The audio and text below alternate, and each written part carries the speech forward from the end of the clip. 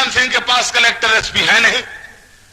6 IAS अधिकारी है उत्तर प्रदेश में, 2 डायरेक्ट हैं और 4 प्रमोटी हैं यादव।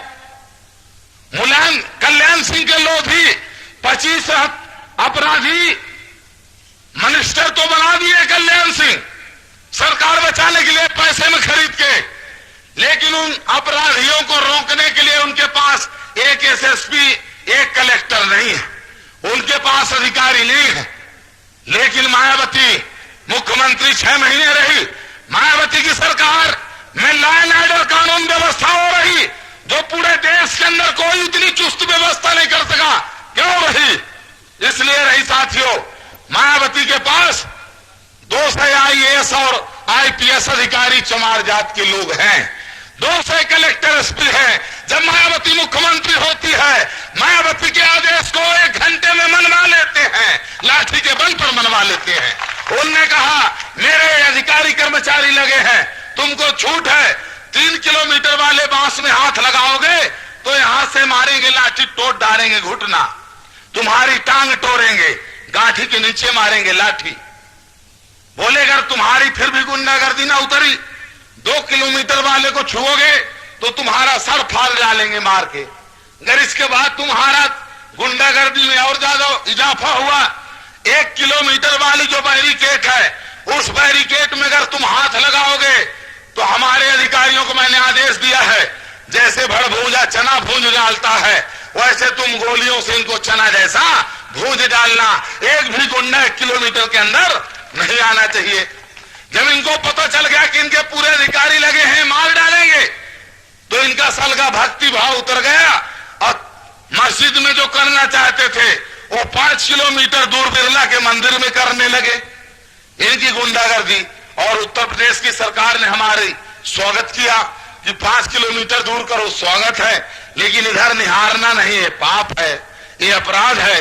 तो साथियों, ऐ मुस्लिम समाज के लोगों, होश में आकर सुन लो, तुमको अगर इस देश के अंदर भी इंसानियत मिलेगी, इंसाफ मिलेगा, तुम्हारे मन के जो भय है, आतंक है, निकलेगा, वो उसी दिन निकलेगा जब इस देश की सरकार बहुजनों के हाथ में होगी। तब जब तक बहुजन समाज इस देश का शासक नहीं होगा, तब तक तुम्हारे मन में भय और आतंक बना रहेगा, तब तक तुमको कोई सुरक्षा नहीं देगा, तब तक बाबा साहब के कानून की कोई रक्षा नहीं करेगा। और इस बात को नोटिस में रखना, कांसीराम जी लोग कहते हैं कि वो भाजपा कहते हैं काला नाग है, उससे समझौता क्यों कर लिए? अरे आपको अकल नहीं आई? काला नाग एक निकलता तो पूरे लोग भाग दोगे फंसकार मारने से। एक काला नाग ऐसा होता है जिसको एक 5 साल का 8 साल का लड़का बेने लिए टोपरिया में बैठा है, नचाता रहता है, नहीं नचाता, काला नाग है वो भी, लेकिन वो भूपू भूपू करता तो नाचने लगता है, और जैसे टोकनिया धरता वैसे चपक के बैठ जाता है। तो आपको सोच लेना चाहिए, कांसीराम अगर सांप से समझौता करता है तो सांप की जहर वाली थैली को पहले निकाल लेता है कि इसका जहर न लगना चाहिए, थैली निकाल लो।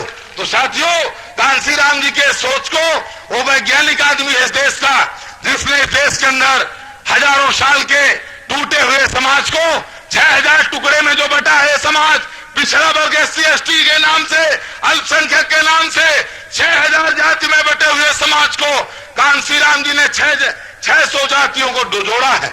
600 जातियों को जोड़ करके अभी तक में उनने, और भारत के अंदर जो 70 पार्टियां हैं, 70 पार्टियों में जब 600 जातियां जुड़ी है तो भारतीय जनता पार्टी, कांग्रेस, CPM और बहुजन समाज पार्टी चौथे नंबर की पार्टी आज है।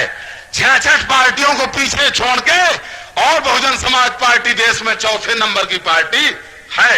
लेकिन साथियों, आने वाले समय में इस बात को नोटिस में रख लेना, 5 साल का जो और लक्ष्य रखा गया है, 600 जातियां, 600 टुकड़े और जोड़ करके 1200 टुकड़े जोड़ करके, और बहुजन समाज पार्टी भारत में 5 साल के बाद नंबर 1 की पार्टी बनेगी।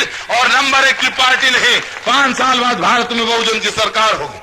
कोई सोचे गुंडा, अगर कोई सोचे बाहुबली कि मैं रोक लूंगा, परिवर्तन को कोई नहीं रोक सकता है। मैं चुनौती देता हूं, अगर किसी में बाहुबल है, अगर किसी में धन की दौलत की बड़ी घमंड है, सूरज को डूबने से अगर रोक दे तो सुखलाल कुशवाहा कह सकता है कि बहुजन समाज के आंदोलन को कोई रोक देगा। साथियों, अगर सूरज डूबेगा, बहुजन समाज आने वाले समय में शासक बनेगा और अपने बलबूते पर बनेगा, तलवा चाट के भीख मांग के नहीं, बहुजन समाज में भाईचारा पैदा करके। इसलिए साथियों, आने वाले समय में ऐ मेरे कुशवाहा समाज के लोगों, तुम लोग पैर धोने की तमन्ना जो तुम्हारे मन में अगर पैदा हो गई हो, उस तमन्ना झूठी को थूक दो। ये अपमान है और तुम भी मान सम्मान से दियो। इस बात से मत डरो कि कोई मार डालेगा। तलवे चाटने वाला, इज्जत लुटवाने वाला कोई जिंदा नहीं रहता है। जो पैदा होता हो मरता जरूर है। जीने मरने की चिंता छोड़ दो। तुमको सम्मान से जीना है, तुमको सीना उठा के जीना है। मेहनत करने वाले आदमी हो, मशक्कत करने वाले हो, तुम तलवे चाट कर मत जियो। तुम किसी के दया करम पर मत जियो, तुम सम्मान से जियो। बाबा साहब अम्बेडकर का वरदान है, तुम्हारे पास करोड़ों लोग मिलकर के तुम एक बिरला की मुकाबला दौलत में नहीं कर सकते हो। लेकिन साथियों, बाबा साहब ने जो वरदान दिया है कि तुम टाटा बिरला डालमिया से लड़ने के लायक धन में तो नहीं हो, लेकिन जब 5 साल में तुमको मौका आ रहा है, जैसे नवंबर में मौका आ रहा है, झोपड़ी वाले लोगों जागो, भाईचारा पैदा करो, आपस में एक दूसरे को गले लगाओ। तुम नीचे छूते बन करके अलग अलग मत रहो। तुम जनेऊ पहन के और सिंह लिख के बहुत क्षत्रिय और ब्राह्मण मत बनो। तुम 100 साल जनेऊ पहनोगे, इतना पतला नहीं, इतना मोटा जनेऊ पहनोगे, लेकिन तुम्हारी बारात श्यामाचरण शुक्ला के जाने वाली नहीं है। तुम खूब सिंह लिखोगे, आगे पीछे सिंह लिखोगे, तो तुम अर्जुन सिंह के समधी बनने वाले नहीं हो। तो तुम होश में आओ, तुम अपने इतिहास के अध्याय से जुड़ो। और ये वोट जो बाबा साहब ने दिया है वरदान, 5 साल में मौका मिलता है, आने वाले समय में नवंबर में मौका मिलेगा। तुम गरीबों, झोपड़ियों वाले, तुम सब एक हो जाओ और अपने से गरीबों को गले लगाओ। अपने फूल और पत्ता सींचने में बगीचा हरा नहीं होता है। बगीचा अगर हरा करना है तो जड़ में पानी डालना पड़ेगा।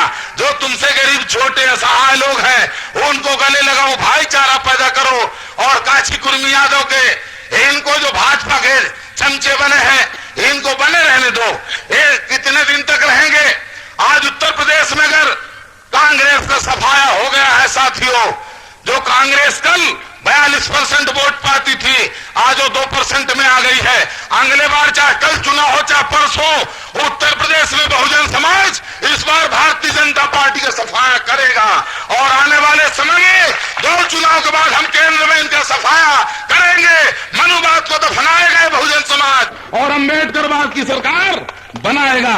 इसमें भीख मांगने की जरूरत नहीं है। इसलिए साथियों, जो एक रानी की वोट है और एक मेहतरानी की वोट है, दोनों की कीमत बराबर है। रानी सिंधिया का दौलत का मुकाबला 1 करोड़ मेहतरानियां नहीं कर सकती हैं, लेकिन रानी सिंधिया को उनकी 1 वोट पड़े और 2 मेहतरानी वोट डाले, और मेहतरानियों की बहनों की संख्या भी ज्यादा है। इसलिए साथियों, रानी और मेहतरानी का वोट बराबर है, राजा और रंक का वोट बराबर है। वोट के वरदान का सहारा लो और आने वाले समय में ये जो गुंडे हैं, ये जो काला धन है इनके पास, माफियों के पास, ये तुमको शराब कंबल धोती बांटेंगे। इनसे सावधान रहो।